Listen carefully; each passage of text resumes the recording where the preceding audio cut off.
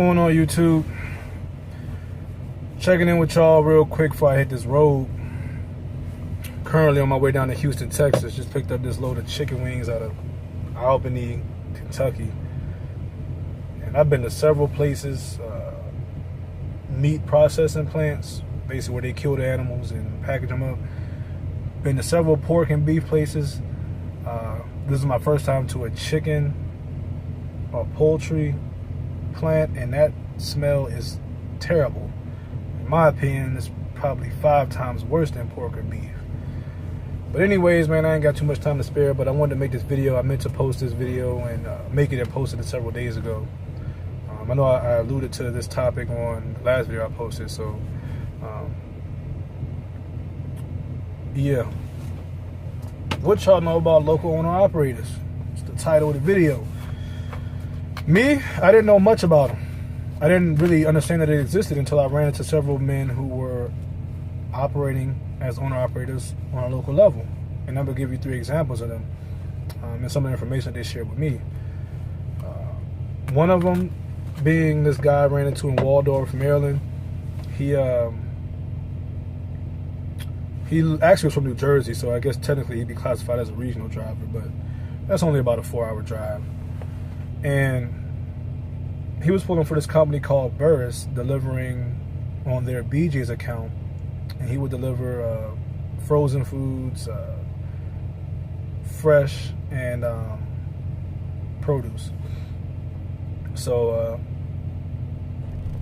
all he did was deliver to BJ's. Real quick, this dude came up on his truck, got a steal on his truck. Unfortunately, the gentleman he bought the truck off of, the older gentleman he bought the truck off of, ran into some health complications that would not allow him to continue his driving career. So that gentleman, before he got that bad news, had rebuilt the motor, put new brakes on, and put brand new tires on. Unfortunately, he got the bad news. He ended up selling it to the gentleman I ran into for about $17,000. So essentially, this guy got a brand new truck for $17,000. But anyways, he told me that he was basically netting $3,000 a week and would work a Monday through Friday schedule. Didn't work on the weekends. Home every single night. He did say there was occasions where things happened, and some nights he had to spend the night in his truck. But for the most part, over 90% of the time, he made it home every single night. So averaging taking home $3,000 a week, home every night, off on the weekends. And that's going to be a recurring theme with these local owner operators, is they're not working on the weekends. Most of them are working 4 to 5 day weeks, and they're not working on weekends. Second guy was a true owner operator in the sense that he had his own authority. He has his own authority, has his own MC number, has his own DOT number, owns 2 trucks, owns 2 trailers. No truck note, no trailer note. He actually had a contract with the soda company I was working with. He would come up from Fredericksburg, Virginia, which was about 2 hours south of Maryland.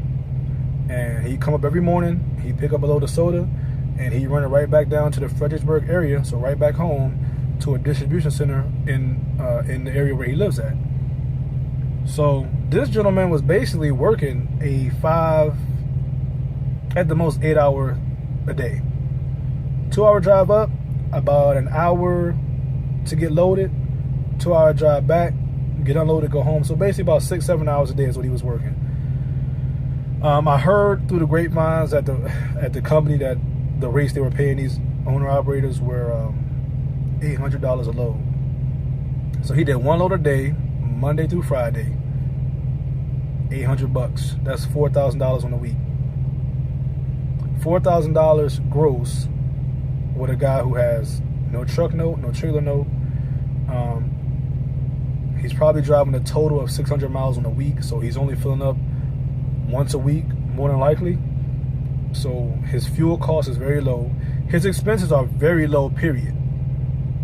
So off of that $4,000 gross, he's probably seeing and taking home no less than $3,200 off of basically working 6-7 hours a day, not working on the weekends.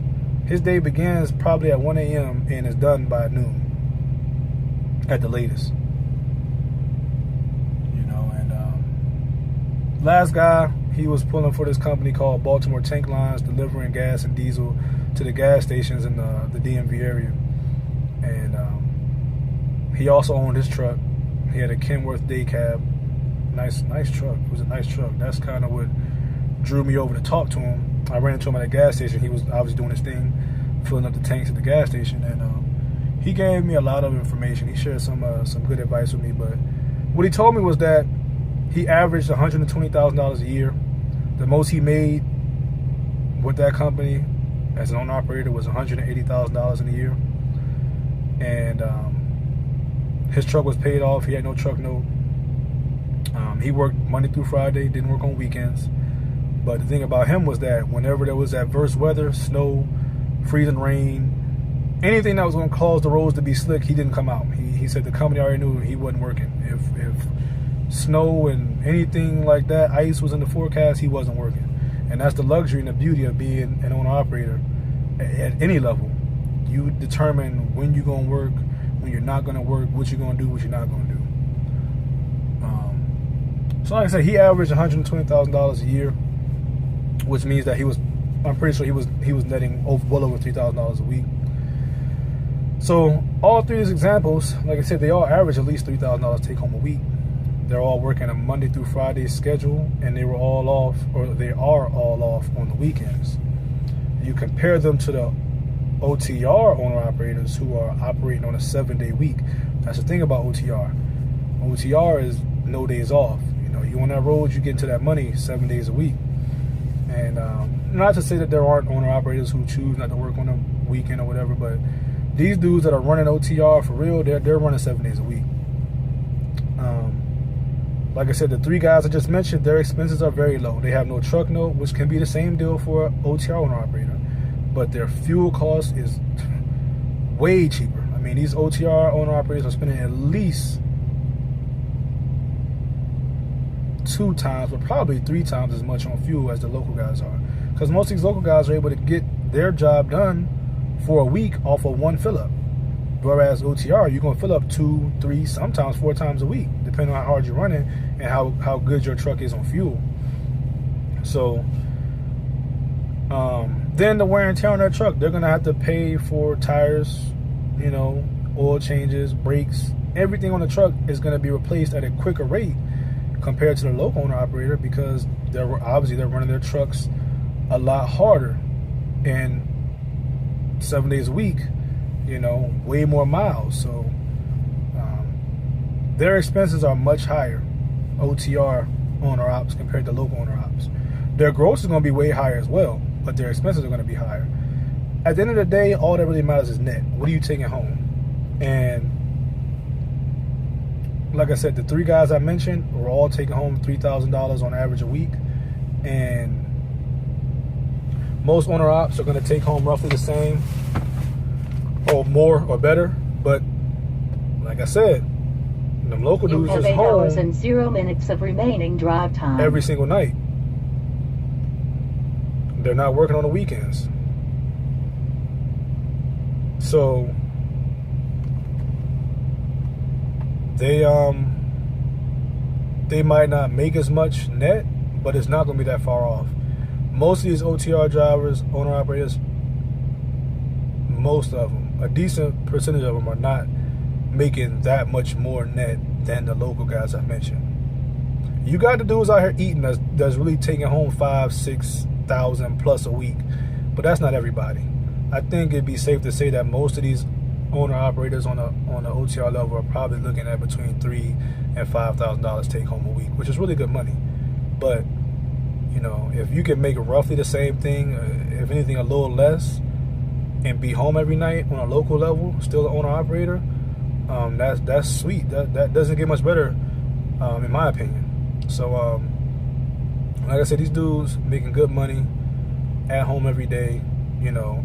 Ultimately, as with anything, it boils down to what it is you want to do, what benefits you.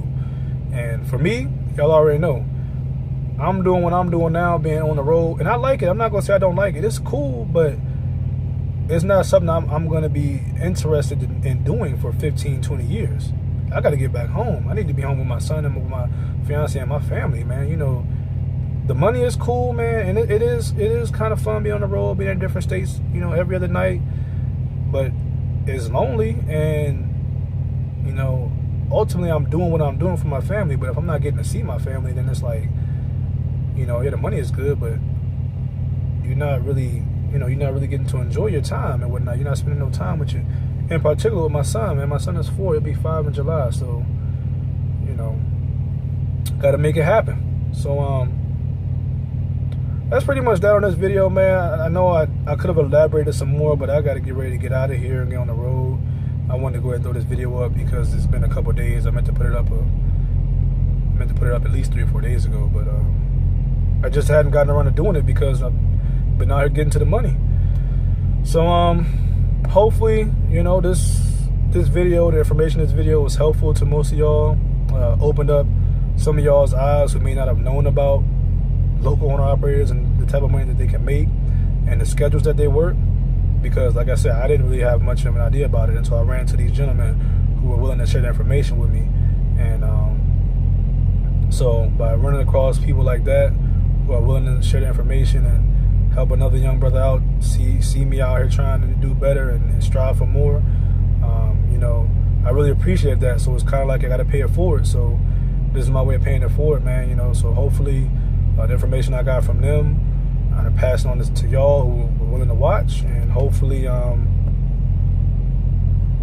it was beneficial to y'all, as beneficial to y'all as it's been to me, because obviously the information I've gained from these men is what built the foundation and the mindset of what I'm doing right now and what I'm going to be accomplishing now. And before I end this video, man, I ran into this dude named Trey. He's driving for this company, Earl Henderson Trucking, which is leased on the Prime. So they pull Prime's freight and trailers. Trey is 27 years old. This young brother owns 3 trucks that he has leased on to Earl Henderson as well.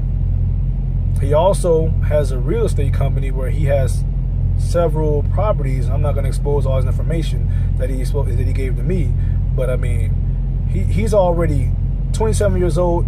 He's already the level that I'm planning to be at within the next 3 years. So talking to him, I got some good information from him, man. Exchange numbers with him, information with him. He's the guy I'll definitely keep in contact with because I can learn a lot from him. And it's just refreshing to see another young brother out here making it do what it do, you know, getting to the money. It's out here for anybody that's willing to strive and put in that work to get it. It's out here.